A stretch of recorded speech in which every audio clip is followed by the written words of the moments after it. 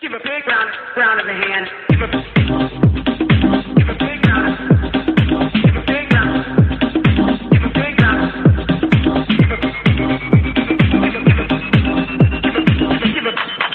Give a big round of the hand. Give a big round. Give a big round.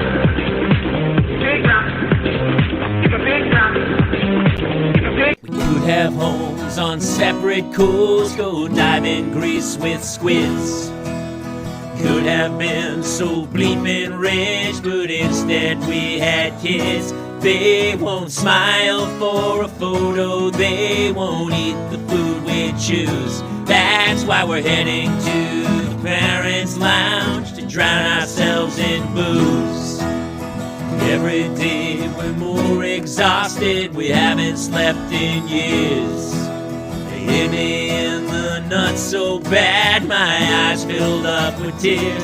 And yes, we'd like to fake our death and go off of the grids, but the truth is we are softies and we truly love our kids.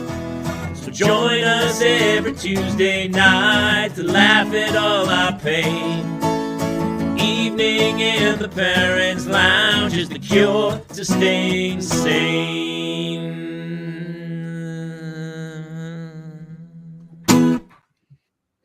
Welcome to another fantastic episode of the Parents' Lounge, seen here on Instagram, Facebook, Twitch, YouTube, and around the entire world. We are excited for a very, very fun show tonight. It has been a while. Our old friend is back.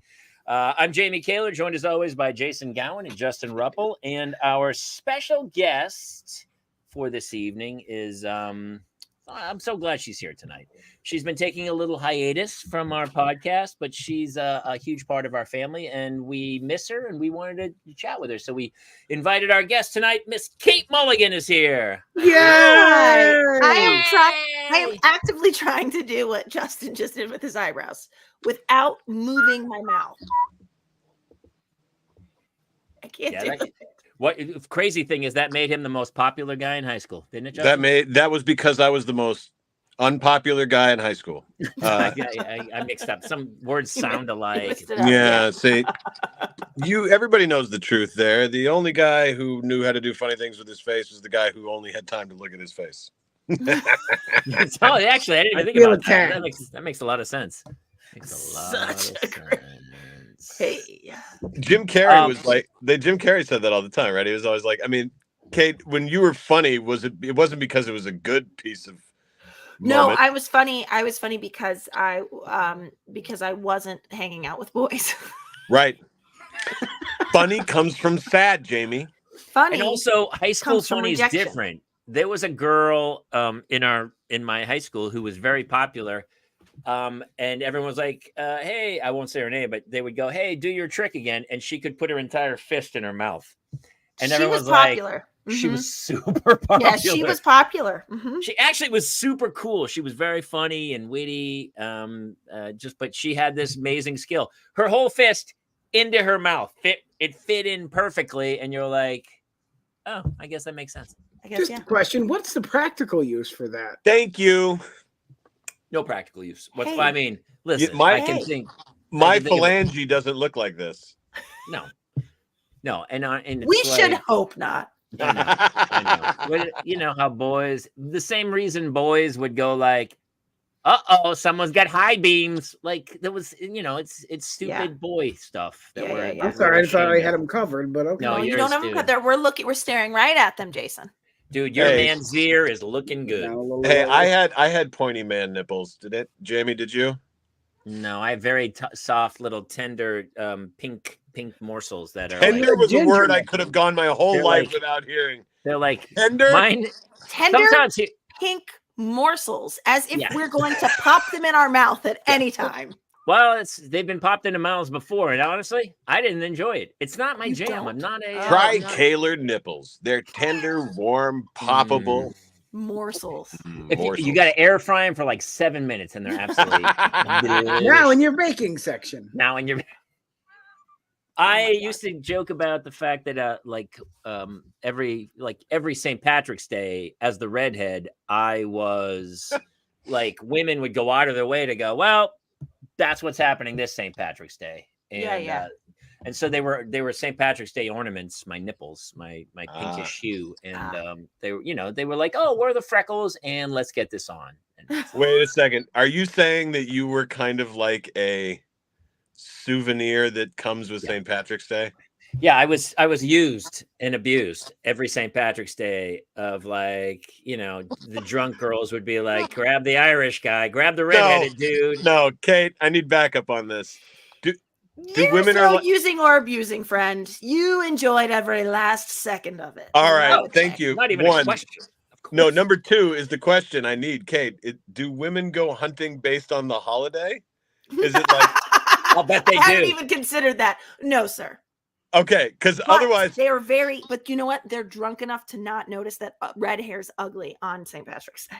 JK, Jamie, JK. No, you're absolutely right. I'm gonna tell my 2 daughters that before I tuck them in tonight. By the way, my cousins are redheads, and I love them. And Kate says you guys have ugly hair. Sleep tight. No, I actually love. No, here.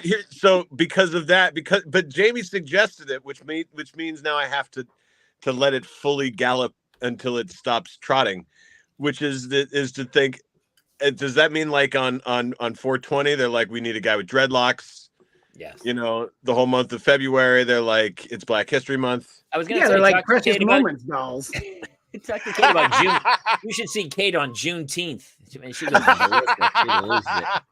By the way, there will not be a better joke than that tonight because Jamie knows my history, and let me tell you, Taylor, that one, June faded. He hit the. So we're in Mulligan, your month. how are you? Tell us about your life. We missed you so much, and you know what's funny, Kate? When every week you're not here, people come into the show and they go, "Is Mulligan here?" And we go, "No," and then they leave immediately. By the way, I have to say hi. I see Brandon's here. Hi, Brandon, honey. How are you, Brandon? He's one of the few. He misses you every Animation time. School, I believe. He is. Jason Gowan's here. Medium on that guy. Narcolepsy 27. Rudy, what's up, Rude? Where's Jobo? Is Jobo Joey around? Steelers. Love that. Jobo usually comes in a little later. Yeah, Jobo's still getting baked right now. He's not ready yet. So. Jobo, but also, what about Steph Hansen? Is she showing up these days? Not if you're not here, she's not here. She's not here. She came for you. In our defense, when they ask about you, and when we say you're not here, and they ask why, we say you. Yeah. And we make it very specific. Okay. So that feels aggressive, if I'm being honest. Yeah. Right. I'm going right at the listener. The listener's like, why? And I'm like, because of you. Because of you. Like, like when your parents were like, why are you getting divorced? Because we don't love you that much anymore. Or I'll know everybody's age based on if they know this commercial or not. I learned it by watching you, Dad.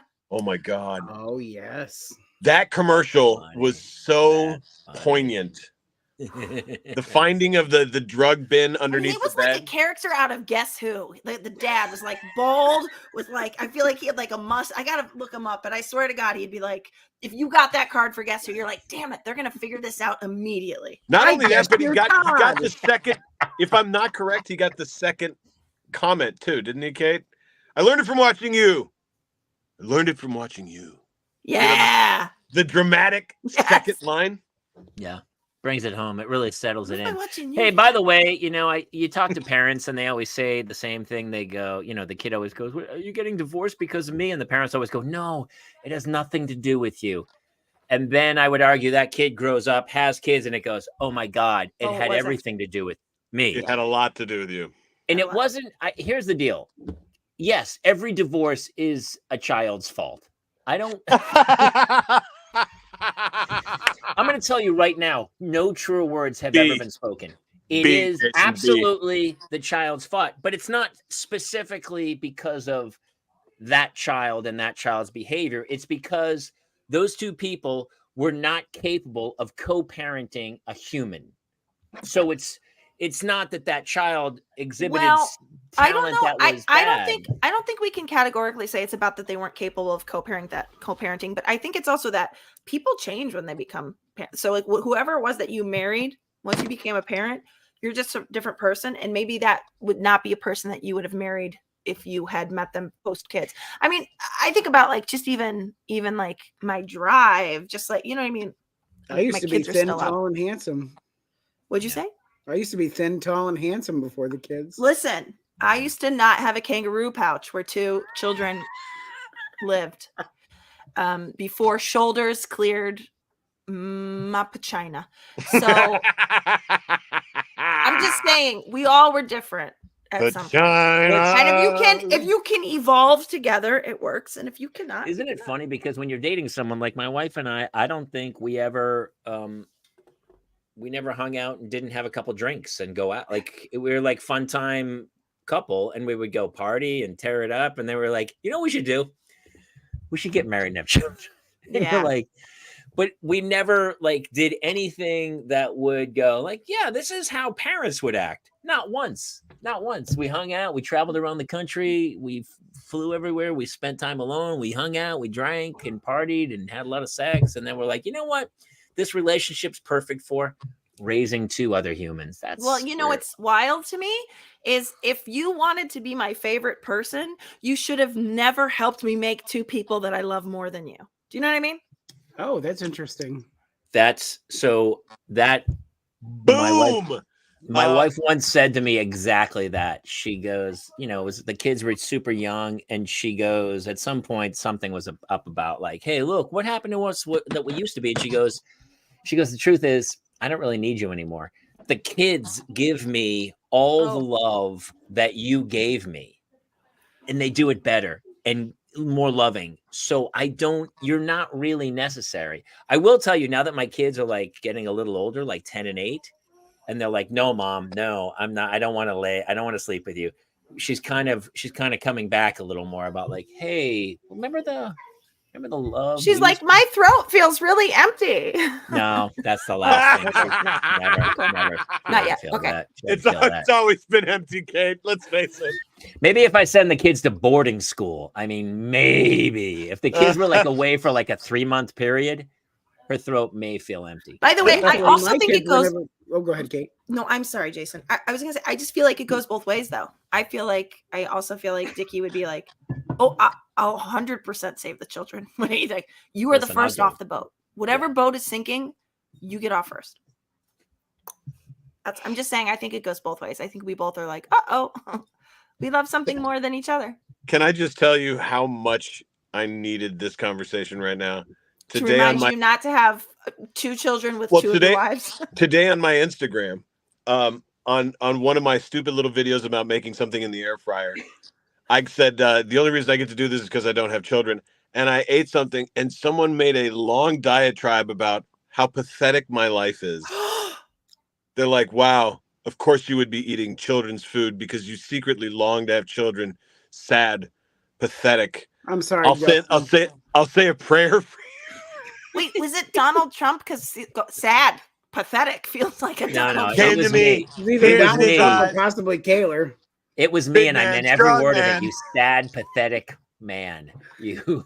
By the way, before this show, I air fried chicken nuggets and French fries for the kids. Attaboy. And I made myself a giant salad, and I air fried tofu and I cut up a sweet potato fries that are waiting for me. I'm with Ruppel. You had us until sweet potato fries. Yeah. Did you see my face change? No.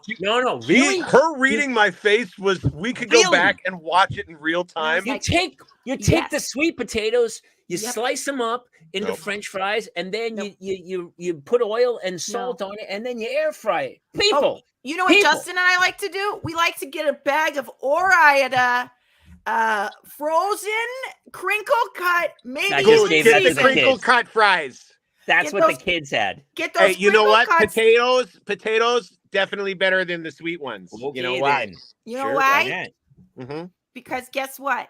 It's my America. people are. Yeah. I honor my people, the Irish people. By not doing sweet potatoes. We had a famine. We died over potatoes. That's right. Can I tell you? Thank you. That's right. Can I tell you? I will eat a potato every day for the rest of my life. Preach. F those sweet potatoes. They're not real potatoes. Those are lion potatoes. They're potatoes in rouge. You know what I'm saying? My kids put lipstick on a potato, if you know what I'm talking. My kids will not eat tater tots.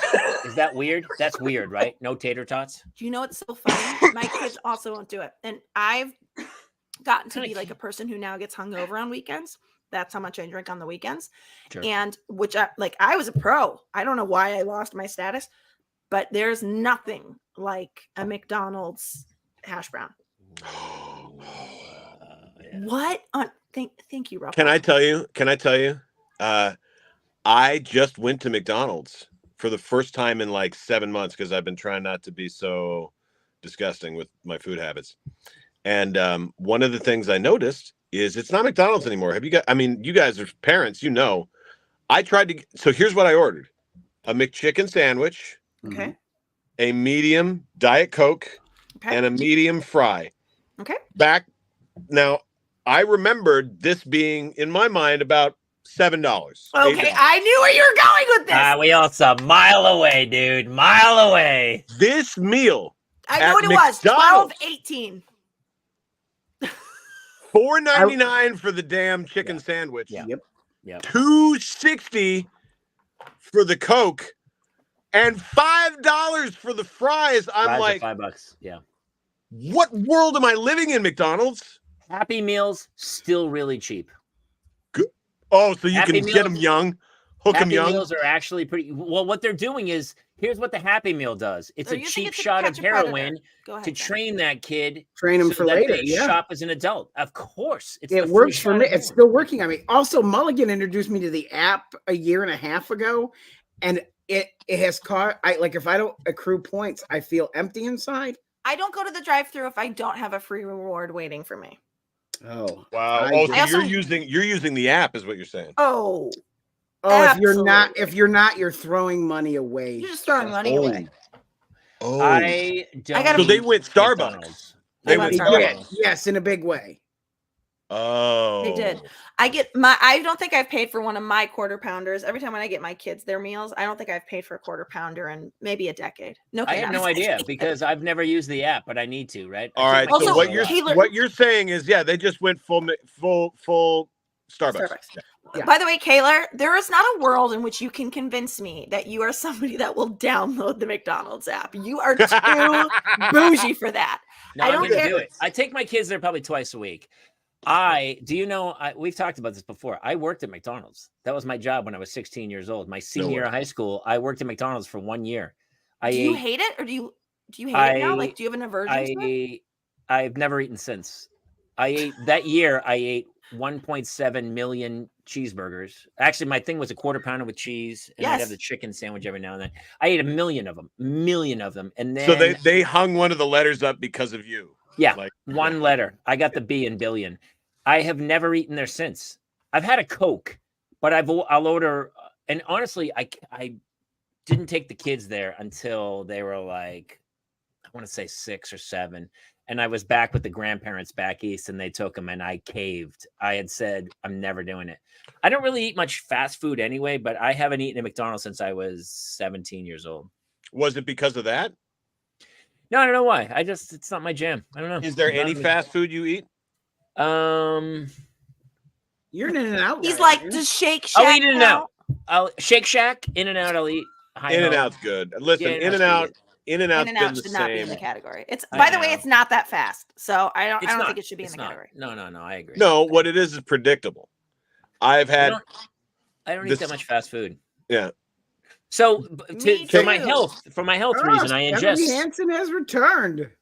so much alcohol that I try to offset it by eating super healthy. So See, I will die at the exact age I should have died at, but the alcohol would have taken me back 20 years, and then the healthy food pushes me forward 20 years. So I'll still die at the exact same moment I would have died. see, I have so much extra crap to give out because I don't drink. Mm. That Wait, Ruppel, are you sober? oh no, it's Yeah. not He's not like really a I drinker. used to drink. It's not my recreational drug of choice. He does Is other weed? things. He does. It's cannabis, but yeah, it's Yeah. like Oh. but like alcohol. You can hang, Ruppel. You can hang. Well, You see, can here's the stay at problem with that. party. Yeah, see, the problem with alcohol is like when I like something, I want to do it a lot, and alcohol Mhm. comes with like you get more and more drunk, whereas Yeah. cannabis, like you kind of level out. That's about as high as you can get, and once You're you get not a certain wrong. amount in your system, once you get a tolerance up, you're like that's about as high as you're gonna get. Whereas alcohol, you can black out every night, and You get calories too, so it's like, That's great. Well, I will tell you, I'm not great at not snacking when I am Right. high. sure. oh So man. I also ingest. I mean, I also You got to ingest be sneaky calories. with snacks. You got to like cut up a watermelon or something and put it in the fridge, and then you go and do that. There's The not a extra work. world. There is not a world in which I am high and I'm like, I'm gonna eat that watermelon I cut up. So good. Try it. You got to do it ahead of time, but you have There's, do to. it no, ahead no, of time. I will You gotta plan it literally out. leave my house to get a pack Yeah. of Cooler Ranch Doritos. It's not. There's not a world. I could. Oh, you're right. I should cut up some celery. Yeah. And Trust when me. I Here's want- what I do: is I cut up the watermelon and then I put it on top of the carrot cake, and then I shovel the whole thing into my Okay, face. that. Oh no, man, we're gonna if be I fine. lived All in right, listen. LA, We I would only be have Mulligan for Grubhubbing- 9 more. We only have Mulligan for 9 more minutes. because she has to go to bed. Just is that really why you're leaving? So hey, listen. Partially. We Most of my listen. kids It's do. been a minute. Yes, You are the PTA master. I'm not the PTA master anymore. It's funny, I took, and I'm sure people know this. I took I got certified as a sub over the summer for my son's school district. And then I took on a job at the beginning of the year. They did not have a what's called a SPED teacher, which stands for special ed. They did not have a SPED teacher for 4th and 5th grade. And the principal said to me, would you open the classroom? It could be, it's long-term subbing gig. It could be 2 weeks. It could be whatever. It is now 6 months in. And I'm the teacher. They got me certified through the year. It looks like I'm going to be doing it again next year. So like, It's actually awesome. It's really I cool. will tell Mulligan. you, I am very surprised I was at a real crossroads. Kayla knows this. Yeah. Jason knows this too. Ruppel, you know it now. I was at a real crossroads, like around the time we were going to Sarah, where I was like, God, I feel like I should be doing this performing thing, but also like people always tell me I'm good with the kids. Like, and this just so happened that my husband was on strike from May of last year until whatever it was of last year. And it just so happened that I was like, well, someone should get a job. So I got the subbing job, and now I am a full-time certified SPED teacher. And By the way, not love to it. interrupt, but the word sped feels wrong. Feels wrong. you to know what's me. funny? It's what we were asked to use. Sped. Really? It feels Yeah. like that feels like a derogatory term. Like, that dude's a sped. Like, Well, obviously, look at Ruppel. He Here's feels like a sped, doesn't he? Oh, you know what's No. really sad? That was the derogatory term we called. I was gonna say it was for us as well. Really? oh, sped? we used an I never R heard it. word. Yeah, we called. We it. use the- also that, please. but We use the sped R was word also for a thing. movie we didn't like. We use the Yes. R word if the sandwich was off. know- We used You know what's interesting? the F word, by the way. The we F wouldn't use- derogatory word. We wouldn't use the R word or the F word about people who the derogatory term Actually was applied to. derived from. Right. We never Right. did either. And that was a mind-blowing thing for a child to grow up and realize is like, you're like, oh, you're using a word. You're like, yeah, I wasn't doing that to those people. I was doing it to, you're like, yeah, but that's how offensive it is. Yeah. And It's the G like- word, the G-A-Y, we'd say as a kid. We would. Oh, throw out yeah. G-A-Y all Dude, the time. Part of the growing up and being and having two family members part of the LGBTQ, Q being the last one, there was a football game that we played, toss the ball up in the air, and there's four people there. One would catch it, and you just have to get tackled. And it was called Smear. Smear. Yeah. Well, yeah. We played that all the time, dude. That's crazy, right? And I was like, what the I know. Even Wow. then, even as like a little kid, I was like, this feels wrong. I said, I always said that. I was like, this feels uncomfortable. And that's like that was very forward thinking considering it's 1952. I miss the R word. I miss the R word because for me, it was never derogatory. It meant it's like, and I even do a bit about slowing things down, and it means to slow something Sure. down. Oh, and yes, you're like, yes. I know I'm a Stephanie big fan Hansen, of music slowing teacher. life She down. uses that word all the time, right? Yeah. That's To- actually a to- music it's term. still a music term, yeah. Yeah, it's a music term. So for me, that term, it bums me out that we can't use that particular one anymore. But I get it. Listen, I don't want to hurt anybody's feelings. So if somebody Well- says this hurts my feelings, I won't say it. It's, Oh Hurt yeah. my Well, feelings on a unfortunately, daily where basis. you're Doesn't from never too, bother Jamie. me. dude, What I'm was from that? Boston. Was that Jason? Oh, Was that Jason? I said he hurts my feelings on a daily basis. Never bothered him then. Well, it's kind of But fun to hurt yours. Yeah. Uh, you no. only hurt the ones you love. You know that. dude. Oh. But yes, that's true. But where Jamie's from, that word specifically was very. Very prominent. And But see, also, it's the best accent ever for that word. but that's what I was gonna say. What are That's you, what I was gonna say. freaking blank? The C word, the C word is used by the UK because it sounds better with a 100. UK accent. And also, so I good. love that word. It's so good. Me too. The way they I use throw it, that it's word fine. around. I played so much soccer with so many British guys that I started using it. And then I would get around other people who weren't British and weren't playing soccer, and I'd say it, and they'd be like, dude, you can't use that word. I go, You're like, whoa, whoa, Oh, whoa. oh, it was just with some English dudes, and they said it was fine. Hey, my buddy, no. my buddy John Brody, John Lee Brody, he does a perfect Ben Stiller impression. It's nice. Stephanie, that's funny. That's Hold so the funny. D longer. And he gives me this. Yeah. He gives me this this great Ben Stiller impression, and I use it now every time I'm trying to stop somebody dead in their tracks. And I'm giving credit to John. Here it is. Ready? It's Yes. whoa, whoa, whoa, whoa, whoa, whoa. That's the perfect Ben Stiller impression. Yeah, that's funny. If you think about it, it's That's it's absolutely perfect. Whoa, whoa, whoa, whoa. All right, Mulligan, I want to ask you one question before Yeah. we let you go. And this is it's kind of timely. It was in the news. I don't want to go too crazy, but I have opinions about there was a woman, a mom, Yes. who was convicted today Okay. Oh yeah. of manslaughter. By the way, you could literally tell me anything, and you could say it happened today, and I would not be. I don't know what's same. happening. I'm not on the news that much, but for the people who are watching, was a shooting Michigan. a while ago, Michigan. The mom, for the first time in history, was held accountable, and she was convicted.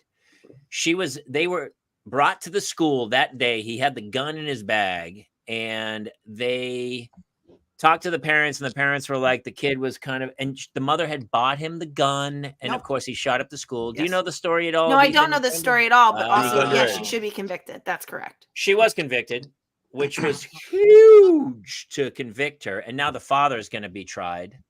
And not just this instance, but I think this whole thing about parenting is like, look, man, if you're going to have kids, the kid is a weapon.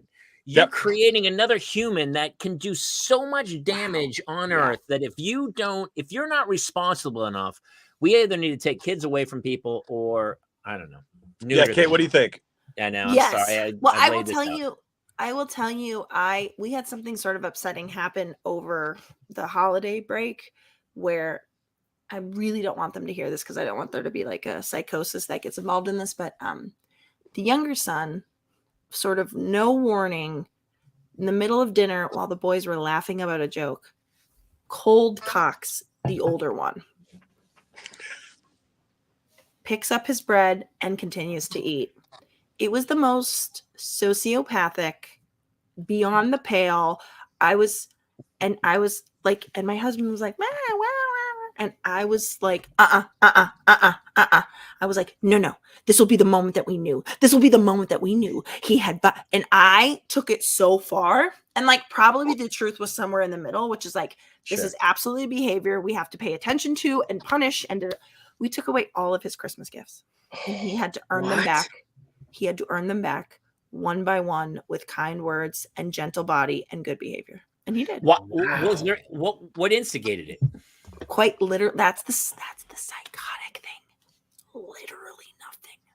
Literally, they're sitting at my parents' dinner table. We're all together, and they're laughing about something. And he's like,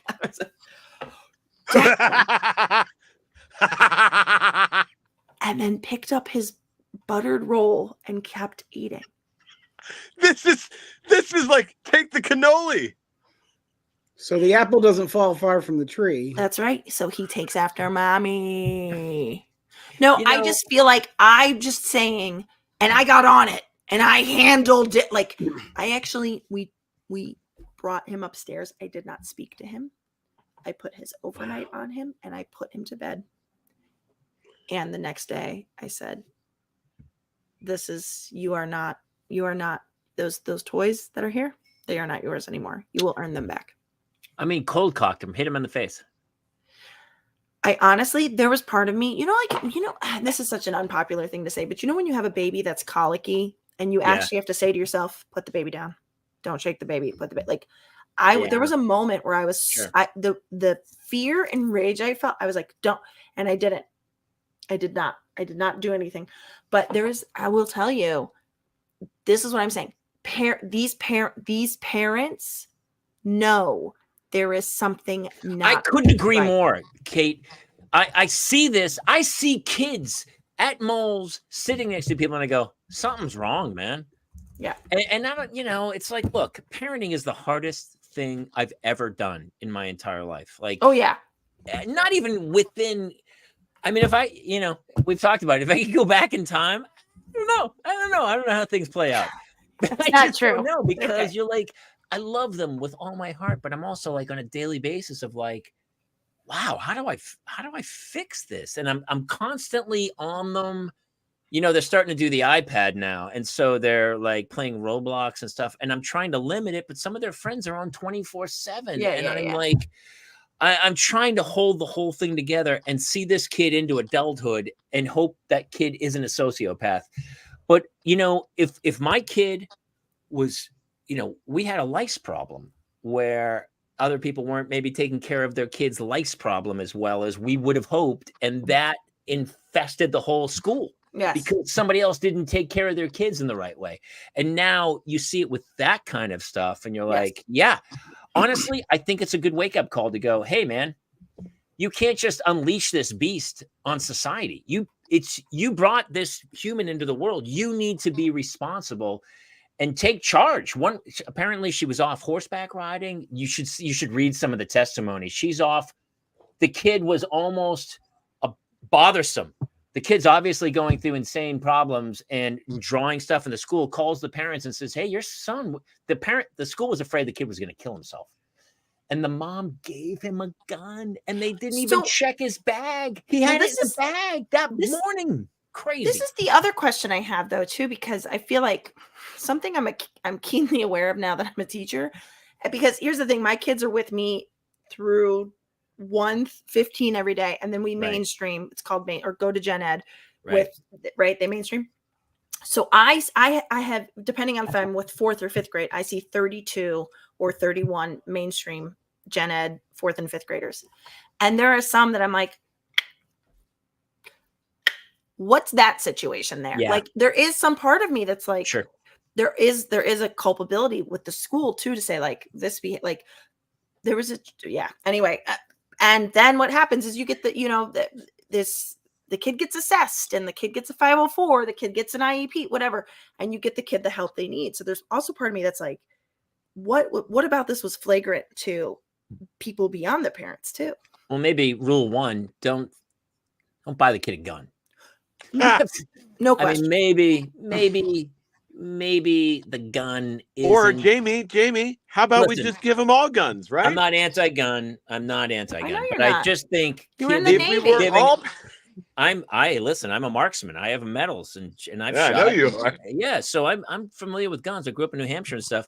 But some kid who's having troubles, you don't go, maybe this is the key to bringing him back to reality. It's like that. It's the same with the Adam Lanza thing. We're in Sandy Hook, where you're like, the kid's taping black trash bags over his window.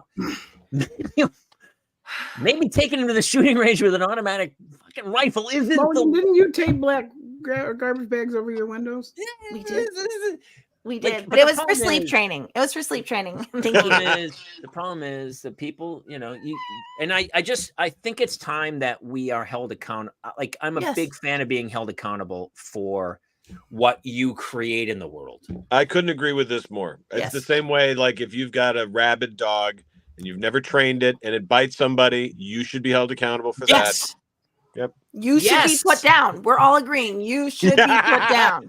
We love you, Mulligan. Or taken to the Michael Vick School of Dog Training. Hello. Too soon? Too soon? No, I'm saying, that's good. 15 years later, 15 years, 20 years later. I don't know. Let the dogs bite.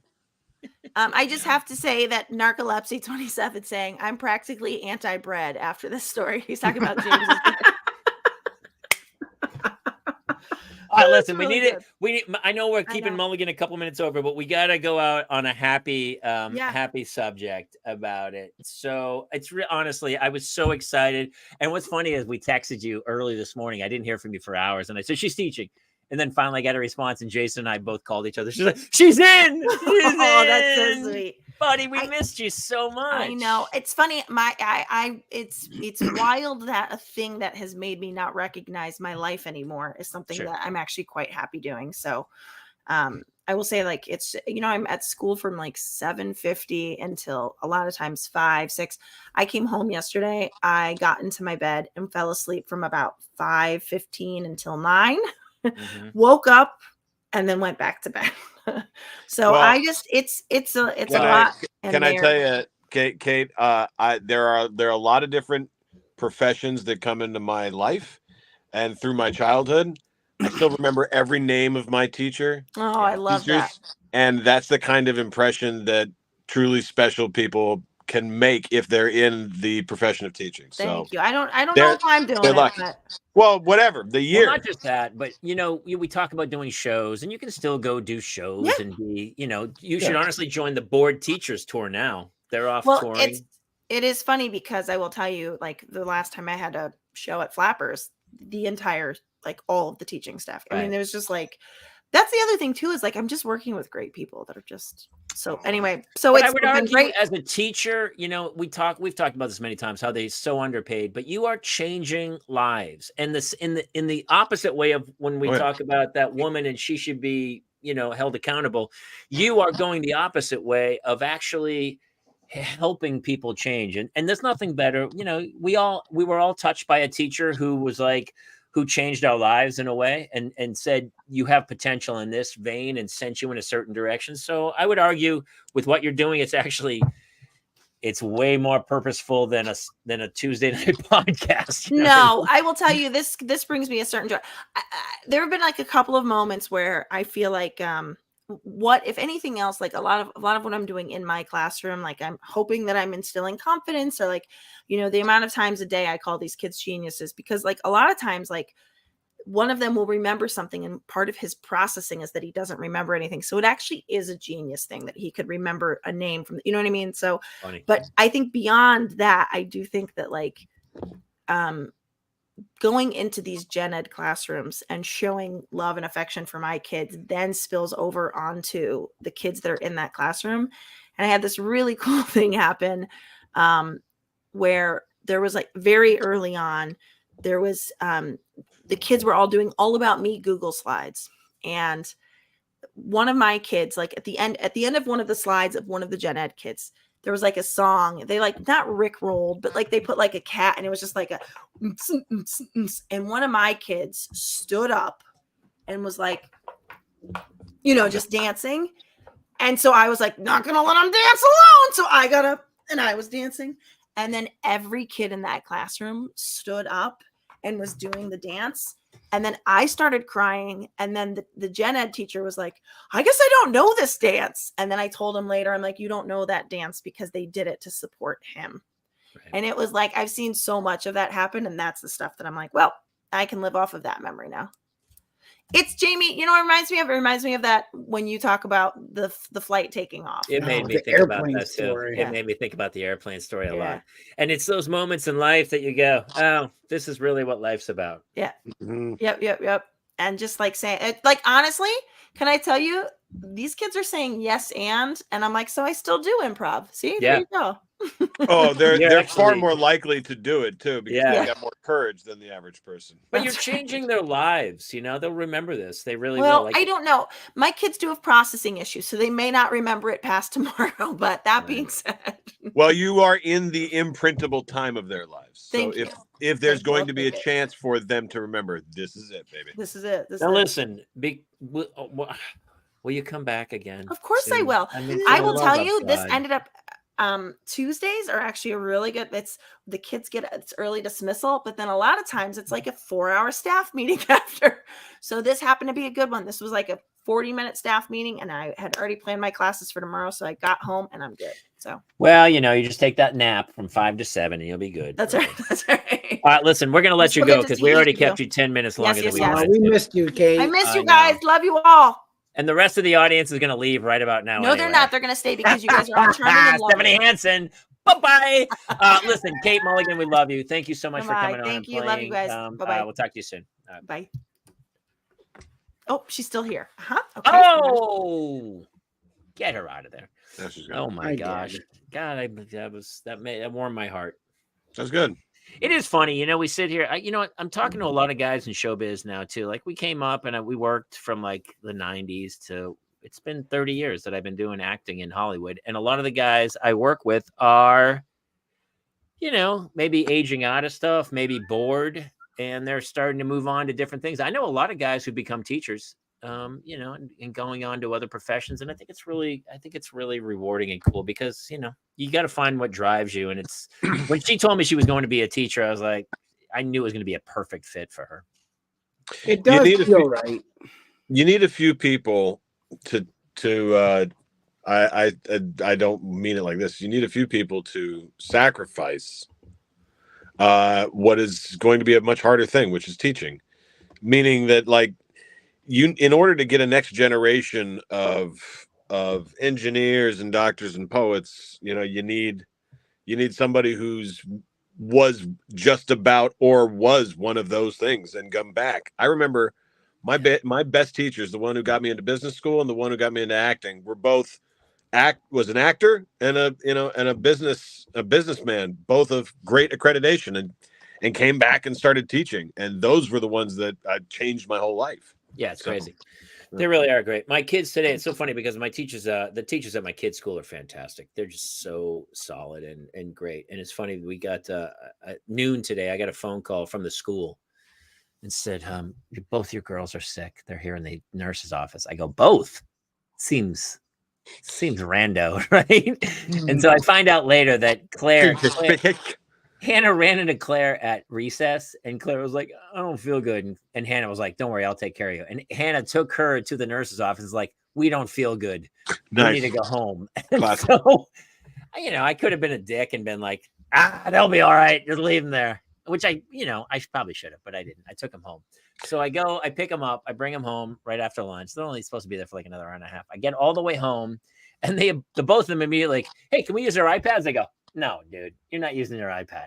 Like, you're not coming up. I go, the problem is if I let you use the iPad, I'm training you to go home, try to go home early every day because that's what you want. So I change and I say, actually, I'm going to let you use your iPad. And I put them on this program. It's an IXL, it's called, and it's all math. It's really hard. It's like, it's school basically on your iPad. And I just lock them away on their iPad and made them do like numerous IXLs to learn math and English. And they were not happy about it, which makes they're going to stay at school next time. Trust me. But at 3:05, right when school would end, my phone lit up. I started getting all these text messages. Daddy, it's 3:05. Daddy, it's 3:05. School's over. Can we just play on our iPads? Please, please, please, please. 4 pages of memes and texts and please, please, please, please, please, please, please, please, please, please, please. And I was like, it's just at a point now where they are so addicted to their iPads that I don't really know how to stop this cycle at this age because the dopamine is just surging and it's not their fault. It's made. Well, we had. let me ask this because every generation has this is going to kill them. This is going to hurt them. It's bad for them. TV.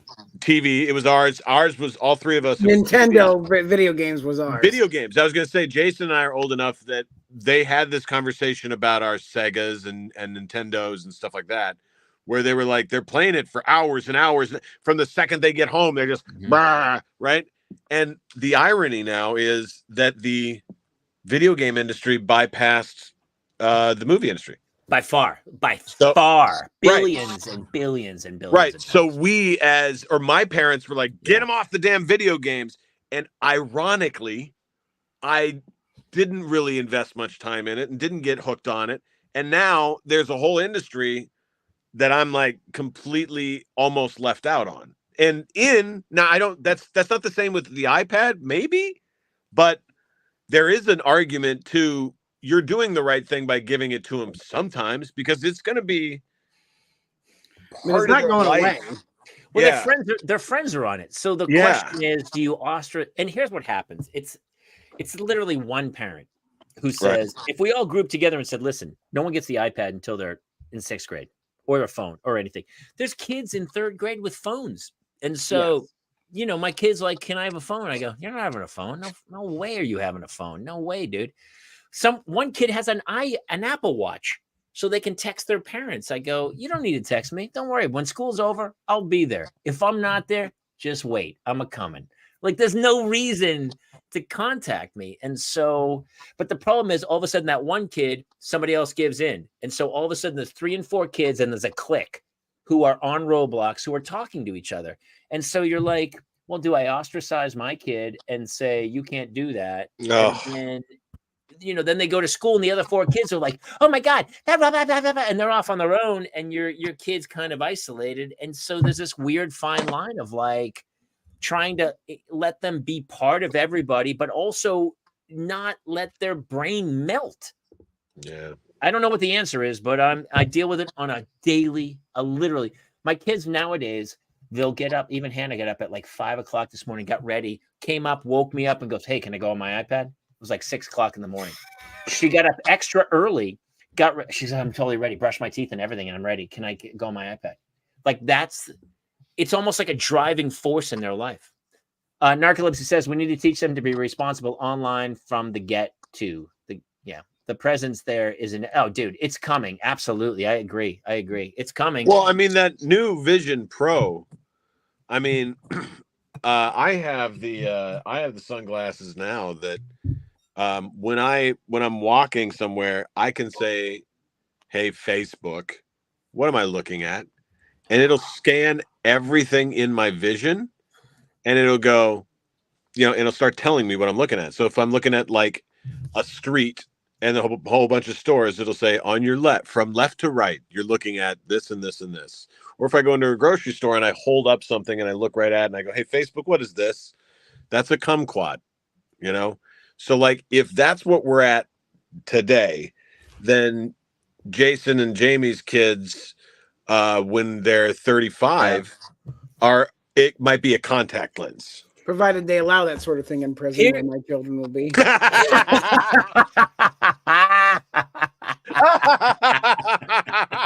The sniper attacks. Here, Justin, here's the dilemma for me, is that we are, it's Mike Judge's idiocracy. We are dumbing down. And here's why. Like, my kid comes to me and she's learning math, and in the back of my head, I'm kind of showing her, we were just working on lowest common denominators, and I was doing fractions with her. But in the back of my head, I'm like, why am I wasting my time? Because she's never going to need this. By the time she graduates high school, she's going to go, what's 5, 6 times? It's not going to be, it's like, why memorize stuff that is in your hand? What I don't, here's the interesting thing is, I think now there's a case to be made for what you just said. If you show them everything, you show kids till about 10, everything full bore, while their brains are nice and soggy, and malleable. And you're like, what do you like? And if you show them math and they're like, I kind of like this, because I knew some kids at 8 who were like, I like this and I like this, and they're doing math and they're doing equations. Great. They're going to be the mathematicians and scientists. Yeah. Don't teach the other kids that crap. Figure out, there has to be, what do we call it? Aptitude testing. There should be. And unfortunately, that sounds a little too much like communism, where you're like, look, you're pretty good at this stuff. Maybe we focus here. What? Listen. Yeah. To go like, hey, you're good with cars. Bro. Don't waste your time with anything else. Go rebuild cars. You're good with it. That's not a bad. If you had told me early on, right? Like I have figured out at about 17 or 18, because I was so bad at school, that my parents had to go take me to aptitude testing. Mm-hmm. And when they found out, they're like, dude, this young man, his hearing is great. His auditory retention of information is really high. His visual retention is very low. So if you tell him to read something at home, it ain't going to do it. But if you read him something at home, he'll do it. Right. And so they're like, why is it he remembers all the lessons, but never anything he takes home? If I had figured that out from an earlier age, I would have been way ahead. Well, the way people learn is different. Yeah. You know, and absolutely. It's hard because you're in a school where they're trying to, maximize efficiency. But the truth is certain teachers aren't great at it. And one kid learns totally different from somebody else. Yeah. Yeah. I see my kids. It's funny because Hannah's doing, you know what she's been really digging lately? Sewing. And so we took her to a bunch of sewing classes. And she loves it, man. She's making pillows and all kinds of bags and crazy stuff. And part of me is like, I think this is the, like hands-on kind of stuff that I think is great for them. That's spectacular because if you can observe that, then you're like, look, for your stuff outside of school, we're gonna kind of lean towards things that is the aptitude. You know what I mean? Because she might get more thrill out of it, whereas like. That's what I'm figuring out now is that I enjoy the stuff. I would much rather invest time in stuff that I'm already good at than have to do the stuff. And from what I understand, the way we modeled K through 12 was because it was all about labor jobs. Learn how to take an order. Yes, ma'am. Yes, sir. Just do it. And it really wasn't about preparing students for the future of cognitive processing. It was just like take orders. Well, maybe we should like revisit that, Elizabeth Ponton Mosley, by the way, she's got to be a blue blood with that kind of name. She probably she's got a castle in Newport, Rhode Island on the cliff. Oh, Miss Elizabeth, welcome back, Ponton Mosley. She has a great point. She goes, I believe kids today come into the world knowing how to work computers where we had one computer in the whole. I didn't even have computers in the high school. Like that wasn't even a thing when I was there. But yeah, that was part of the problem for me because I was trying to, I have a couple friends who are like, my kids are never touching an iPad. I go, dude, the iPad that's their tool. That's like saying my kid can't touch a hammer. Like that's what they're going to use in life. And so my kid wants CapCut right now. She's 10. And here's what's crazy. I'll have to show him one of the shows. My 8-year-old has been like making movies. And you know what's funny? I didn't even make them with her.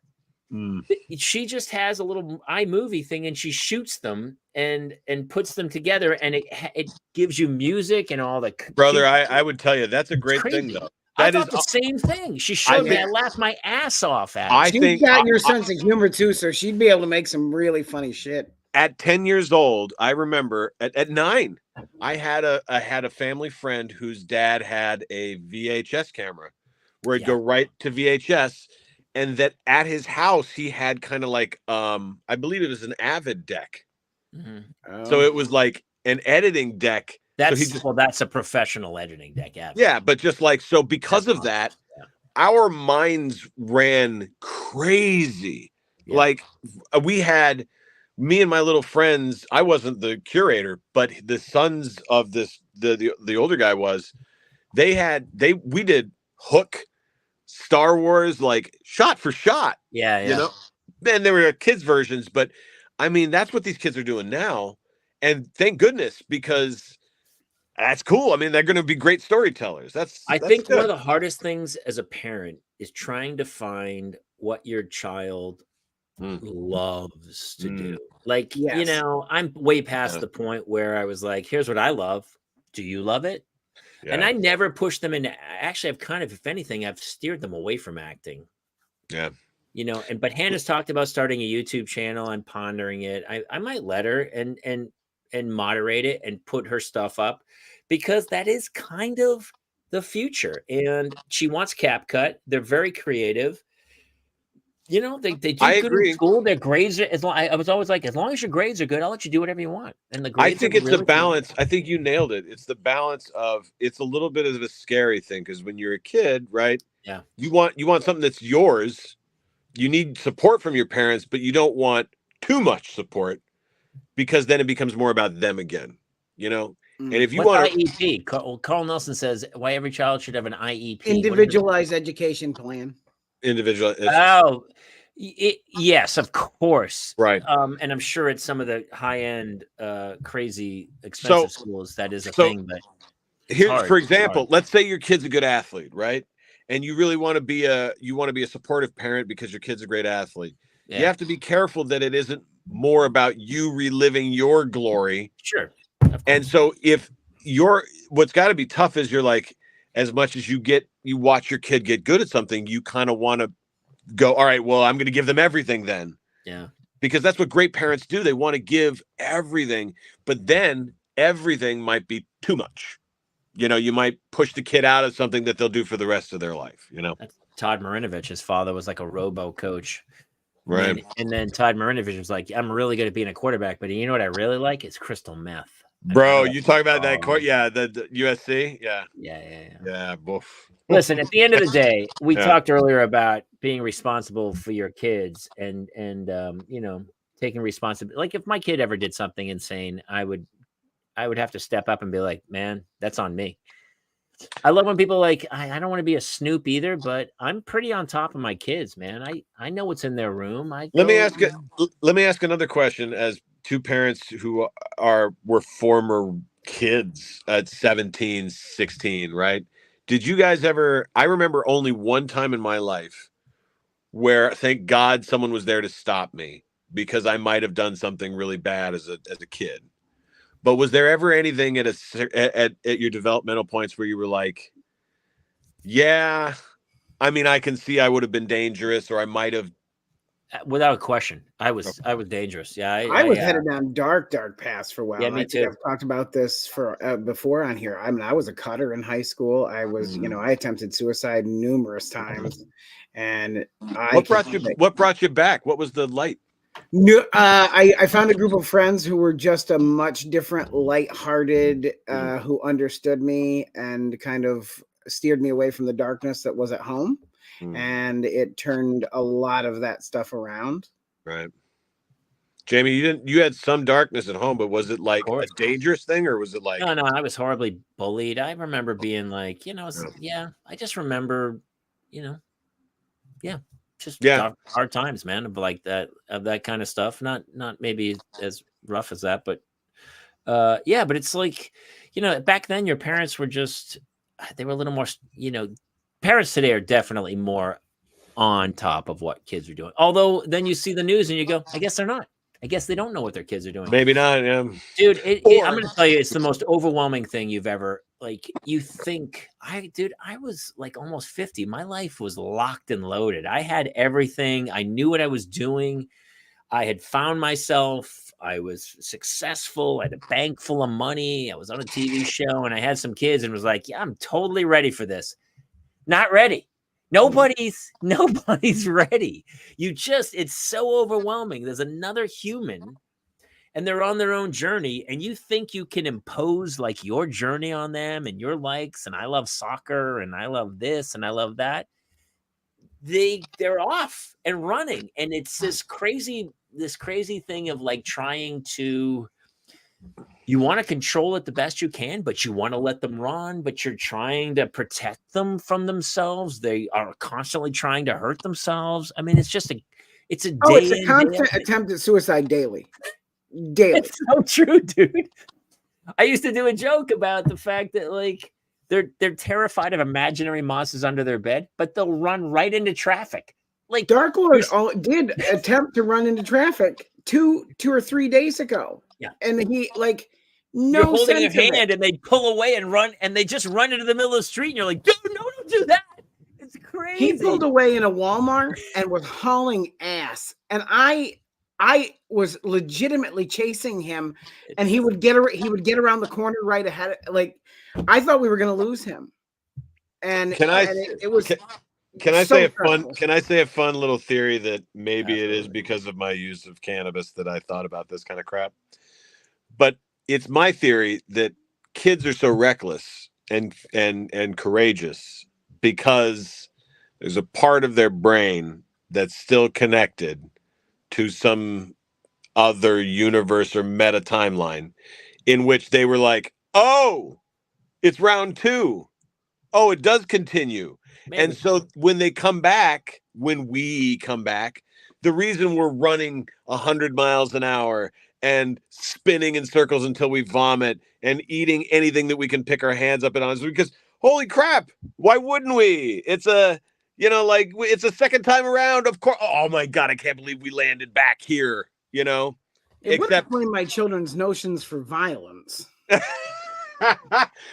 I mean, it's in a little bit of a Groundhog Day scenario. Like, oh, I woke up and I'm a baby again. Woo! Like. It would be great if that was the case. That would be super great. I think it's just because they just don't understand that life is going to end yet. They don't. Or maybe they do. But maybe they do. They have no consciousness of their mortality. But sure, right, sure. They also don't have a consciousness of my mortality. Oh, I'm sure. starting to feel it. I'm starting to feel it every day when I wake up and I go, "Why is my shoulder?" Well, here's the interesting thing. I have some friends who are in their 80s, and they're like, as they get older, they become kids again, and they get to, like my dad right now, he's about to turn 80, and he went, what I want to do? Heroin? Fly a helicopter. Oh, helicopter pilot. I'm like, I meant helicopter. What? And he's like, yeah, that sounds like fun. I was like, that's a 9-year-old thing. That's the reckless thing. It's coming back. And I'm like, maybe at the beginning and the end, it's kind of that, I don't know. It's just a fun thing. Sunshine when Alan Arkin's character tries heroin at like 80 because like, why not? At this point, what's the difference? And I feel that way about that very much so. God, I want to do an Arkin impression so bad. I've never learned how to do one. Good. He's so good. Hey, I have something very serious I need to talk to you guys about. My wife has this. It's been going on since we've been married, but she has a terrible affliction. She feels don't laugh. It's not funny. My wife has a terrible affliction. Jason, listen, guys, what is wrong with you both? Nothing. Sorry. My wife has, and here's the problem. I don't know if I can fix it. Guys, hey, she has an affliction. Jason. Guys, I'm sorry. I'm being dead serious. I'm trying to fix this, and I want some input from the audience because my wife has this terrible affliction that every time, this is dead serious. She feels incredible pain throughout her entire body anytime she sees my body at rest, and I don't know how to fix it. I don't know. If she sees me laying down watching TV, inside her body, it's like brittle bone disease. She's in incredible pain, and she can't conquer it. And I don't know what to do. So now, like a lot of times, if I'm in the house laying down watching TV and I hear the garage door open, I just jump up and look busy, not for my sake, but so that she feels okay. I'm doing it for her. Do you see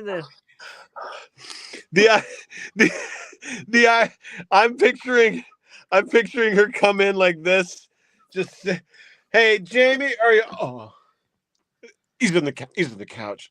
Oh, I'm gonna tell you right now too. The pain it's magnified if I'm watching a movie I've seen 100 times. Like if I'm,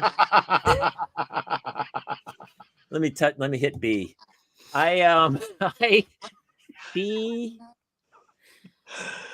She'll go like, here's what'll happen. She'll walk by sometimes, like if I'm laying down watching TV or something, relaxing. She'll be like, wouldn't that be great to lay down?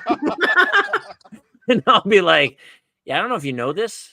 You can lay down too. It's not proprietary rights. I didn't like, I haven't paid for this. I just, you know what I did? I just fucking laid down. I was tired. I laid down my body. And she was like, wouldn't it be great to just lay down and not be worried about something at the moment? And I go, that's a you problem. I can't fight that at all. I don't think I'm alone in this situation. Am I the only guy on this planet who's feeling that way about it? I'm not even allowed to just breathe quietly in a corner anywhere. Like, she's like, dude, sometimes she'll be like, you watching this again? Yeah, I'm watching Casino again. I enjoy it. Do you play the same album over and over again? I'm watching. I don't know what to tell you. Oh my god. Set that up pretty nice. That's gonna be a bit. That's gonna be. I'm gonna start running bits again. I remember we used to run bits. We all the used to time. do that all the time here. Yeah, Oh, absolutely. that was So really great. That's a solid bit, right? That's coming. Bro. You had me at brittle bones. I'm gonna have to go back and watch this because I improvised it, but I think that's a Hey, bit. all right, here. If you want to hear a bit, I'm running here. All right, let's go. Because What do you that got? was so good. This is a bit. This is a bit I'm running. I believe that everything has a balance, right? Mhm. For every action, there's an equal and opposite reaction. And so when someone says like, men are this way or women are this way, I'm like, there's got to be men aren't one way. There's got to be an equal opposite, right? So like for a long time, I've been trying to figure out why my partners like the Real Housewives of Orange County, Mhm. which they're watching right now behind my head in another room. And I realized I was like, there's no way, there's no way I'm getting this. And then I'm like, oh, it's the WWE. The Real Housewives opens up with last week on World Wrestling Entertainment. And it'd be like, get over here, brother. You know, like there's some sort of conflict from last week. And then it starts with the music and then an intro with them and their faces turning, like, you know, and that's what Real Housewives is. It's literally like last week on Real Housewives. Hey, you whore! I told you not to. And then a lot of people say that I'm a ray of sunshine, but not unless it's covered in diamonds. And you're like, what the hell was that? And they have like a theme song. It's so it is. That's the exact. There's an equal opposite. It's the same, yeah. It's the same template of entertainment of Yeah. like, I married you. Why Yeah. did I marry you? And there's podcasts about whether or not it's real. You know what I mean? I think that's the button on it to go. And by the way, it's as real as wrestling. Like that's funny. It's as real as wrestling. but there's still podcasts going. You know, they really this week they really destroyed each other. I'm like, dude, they're friends. They're They're still friends. I think they're more concentrated on their tequila brand than they are about the. Oh, absolutely, yeah. I don't want to put the show on blast, but one of the girls' favorite shows, the reality show they love the most. A couple months ago, I was in an airport. I was at LAX, and I was like, is that the cast of that reality show? And at the time, this reality show cast was fighting, and they hated each other. And I sent kayfabe. There it is. Biloxi Housewives and mud fights. Hold on. Jason, can you write that down? Every kiss begins with kayfabe. Every kiss begins with kayfabe. Do you guys know what kayfabe is? Of course, Jason does. Kayfabe is within the story arc of wrestling. So if something happens in the arc of wrestling in the storyline, that's part of kayfabe. You know, and we're to take that as real. You know what I mean? But we know it's not. We know it's in canon, right? That's funny. And so, like every kiss begins with kayfabe. God damn it, that's good. We need to just hire Rudy as our writer. Seriously, Rude. Oh my god, good. That's so funny. But like now it's getting me to look for every single thing that I like and finding that there's a female equivalency that my partners love. You know what I mean? That's so funny, man. Yeah. Well, it's good to see you writing. We're all kind of writing jokes. I get up at 3:00 in the morning and I wrote this joke because I was at soccer practice and I didn't realize how old I was until the kid did something. I said, "Hey, great job, kiddo." I called a child kiddo yesterday. I was like, "Hey, 23 skidoo, nice gams." I didn't know I was like all of a sudden in the 1920s with like, "What do you say, kiddo? Nice play." And I did you then feel your pockets for a Werther's original? Later on, we'll be going to the theater. I love Werther's originals. Here's how I know I'm old. I still have cable. That alone tells you how old somebody is. Wow. Remember when cable was like, whoa, you're rich. And That by the was- way, I got rid of cable a week ago. I was going to say you were boy. getting rid of it right last I I just knew. got rid of it. I got rid of cable, and I haven't even gotten YouTube TV, or I haven't gotten anything. I have still. Attaboy. I have Hulu, Paramount Plus, Apple, Netflix, Disney Plus, but I don't Hey, have look, any. as long as you don't have to watch the NFL live, you're good to go. You know what I mean? I don't have ESPN, but I don't miss it. You that you much for can't some watch it reason. live. That's the problem. If you're not a live sports fan, you can never go back to cable again or one of those live broad. No, there's no reason to. I would have watched some of the golf this weekend. I think it was the Waste Management. I didn't watch it, but I've watched so many. I'll watch the Paramount clip. Plus actually. Paramount Plus has CBS, so I Yeah. get my news, Yeah. and Hulu has ABC. I get my news now from the God, this sounds horrible, but like the independent newscasters on Sure. YouTube. Yeah. They're I get my gathering- news. There's this guy in Idaho. He's got a manifesto out, and he lives in a little bunker. But he knows everything, and I watch his news every day. It's turning the friggin' frog day. If I could punch certain people, I think it would all come together.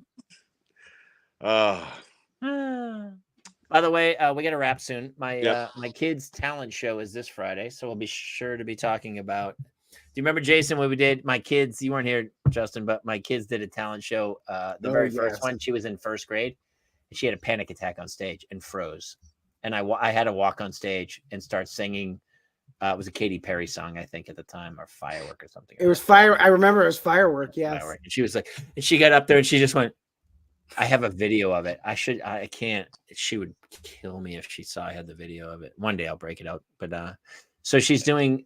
They're doing a song from Trolls this weekend, and the other one, Claire's playing piano, and her friend's singing. Oh my God, this is hilarious! So they're doing a sea shanty, and the sea shanty is. What do you do with a drunken sailor? What do you do with a drunken sailor? What do you do with a drunken sailor? And the school was like, can't do those lyrics. So they changed the lyrics to what do you do with a student tardy? What do you do with a student tardy? What do you do with a student tardy? And I was like, I go, okay, whatever. You guys do what you do. And so they're doing the talent show this week. One's playing the piano and one's singing. And I was like, whatever. The twins turn 5 tomorrow. Oh my gosh. This will be our final story of the evening. Jason talked to me about it today, and it's a pretty dude. How excited are those kids? You heard them on the phone. We gave them their birthday presents early because there was no hiding. We got them 2 Spider-Man like ride-on motorcycles. There were some attempts at vehicular manslaughter today. That was me. My ankles are torn the fuck up right now. It's not okay. And I was already injured and now it's worse. And they are so jazzed up. They also, this is the first year because, developmentally, because they're so far behind. This is the first year that they understood what blowing out the candles was. And so we did blowing out the candles 5 times each because they were so excited about that activity and that we were making such a big deal about them. That's so huge. Tonight was, even though I did get run over several times by motorcycles, was a win as a dad. Brother, That's that just made my whole day. I think we should all blow out the candles for how old we are anyway. Well, what's funny is Jason. Jamie would never catch his breath. No, God, at my age, no way. For the first couple of years of the show, Jason didn't want to talk about, his kids and what they were going through and what he was going through with them and stuff. And all of a sudden they've made such leaps and bounds with being nonverbal to all of a sudden. I was on the phone with you today. I was like, hey, they don't sound that nonverbal, dude. And you're like, no, they're very excited about their birthday or whatever. And it's funny because you've been kind of posting a little bit about it to share with people. And it's amazing the outpouring of love from all the audience members who are either going through the same thing or kind of getting it to a degree to go like parenting is hard enough. And then all of a sudden you're dealing with this thing because you posted all the videos of them with the little book with the pictures and The stuff, and it was textbooks, heartwarming. Yeah, and it's so huge thanks to all the audience members who have really come on and supported Jason, and in your own way, you've kind of helped them get through this crazy thing because I everyone feels like was they're on their own really journey. hesitant early on because I never wanted to feel like I was like prostituting out my kids' disabilities I know. for content. And like it took me a really long time to kind of realize that there are a whole lot of parents out there who have no idea where to turn. And if I introduce an idea that they didn't know about and it helps even one like parent find a way to help their kids, I am all in.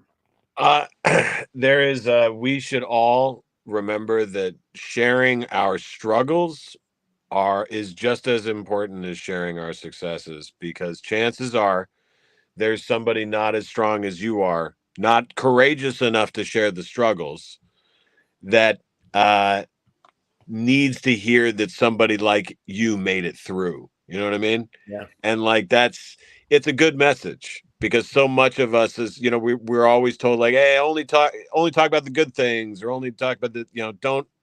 No. You got to share, because someone out there is going through exactly what you're going through and thinking that they're the only one. Yeah. And and that's how we felt. I mean, that's really there's nothing worse than that, man. Because once you realize that there are, because of the odds of how many people there are, millions of people going through exactly what you're going through. Oh, the weight off your shoulders is huge, man. That's kind of what stand-up comedy taught me. Is there were certain jokes back in the day. This is a crazy story, but one time in the back of O'Brien's, no audience showed up. I was with Jason Galern. I was with a few guys, like 6 of us. Not one audience member showed up. And so what we said is, everybody get up and tell their worst crazy ass stories that are not jokes. And so we all got up and told like horrible, terrible things about our lives. And I got up and I told about the one time I was so drunk one night, I fell asleep with a pint of chocolate fudge brownie and I was eating it. And I never told this on stage. I was so embarrassed I had done this thing. And so I was eating chocolate fudge brownie, but I fell asleep halfway through the pint. And when I woke up, there was a giant brown puddle on my chest. I just woke. I was on a couch. I was covered in brown puddle. And this is crazy, but the first thing in my head I thought was, oh no, I've shit my chest. That's what I thought. Just for a brief instant. So I told that story in front of 5 other comics, no audience members. And I don't know if people have ever laughed harder at anything I've ever said. They were rolling so hard. And all my friends to this day were like, you have got to put that in your act. That is, and I go, dude, it's so embarrassing. And they go, everybody's done it. Everyone. And so I put it in my act, and it ended up closing my first album. Because I would do it on stage. And the first few times I did it, I was so embarrassed, but people were like, done it. Been there, done it. Everybody had done it. And I was like, as soon as I realized that anything any of us have ever done, everyone's done. But there are 1 or 2 things that I've said on stage where I go, nobody, just me. I'm the only. Okay. Yeah, occasionally. And you have to tell those stories too. But you do. But our job is, you're right. Yeah. Your best material. I laughed just you getting to the shit. Oh, dude, you're right though. Your friends are right.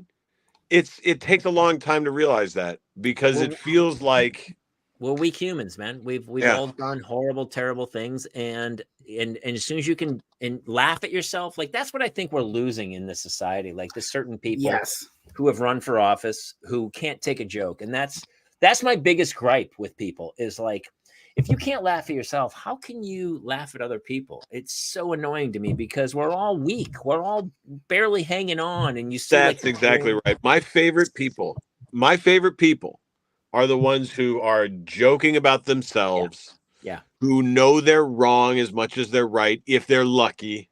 Yeah. We're most of us are mostly wrong. Occasionally right, but mostly, that was not the right decision. We're trying to fit in and be the best we can. That's all you can do at this point. And it's like, to be, if you can't laugh at your foibles, it's like even the celebrities, like, oh my gosh, Taylor, someone made fun of Taylor. Shut up.